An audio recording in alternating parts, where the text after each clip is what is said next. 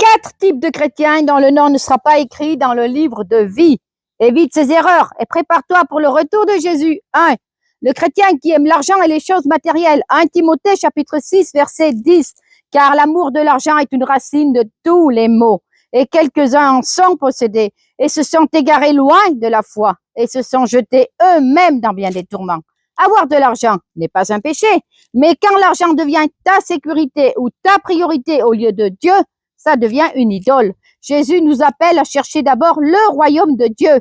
Un cœur attaché aux biens matériels s'éloigne du livre de vie. 2. Le chrétien qui continue à pécher sans se repentir. Hébreux chapitre 10, versets 26 et 27. Si nous péchons volontairement, après avoir reçu la connaissance de la vérité, il ne reste plus de sacrifice pour les péchés. Dieu est plein de grâce, mais cette grâce n'est pas une excuse pour vivre dans le péché. Si tu connais la vérité, mais que tu continues volontairement à pécher, tu es en train de rejeter le sang de Jésus et ton nom risque de ne pas être écrit dans le livre de vie. 3. Le chrétien tiède, ni chaud ni froid. Apocalypse 3, chapitre 15 et 16.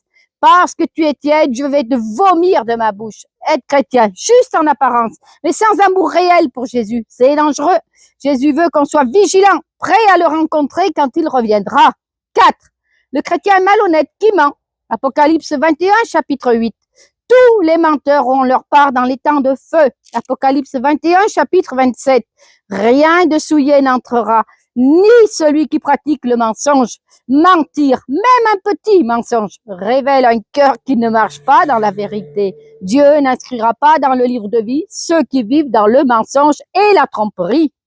Dieu peut écrire ton nom dans le livre de vie, car aujourd'hui est encore un jour de grâce. Tu peux revenir à Dieu, te repentir et marcher dans la lumière de la vérité. Rejoins mon groupe WhatsApp d'études bibliques gratuit. Chaque soir à 20h30, on lit la parole de Dieu ensemble. On apprend à discerner les pièges de l'ennemi et on grandit dans la volonté du Père. Le lien est dans ma bio. Tu peux aussi m'écrire directement sur WhatsApp. Le numéro est affiché à l'écran.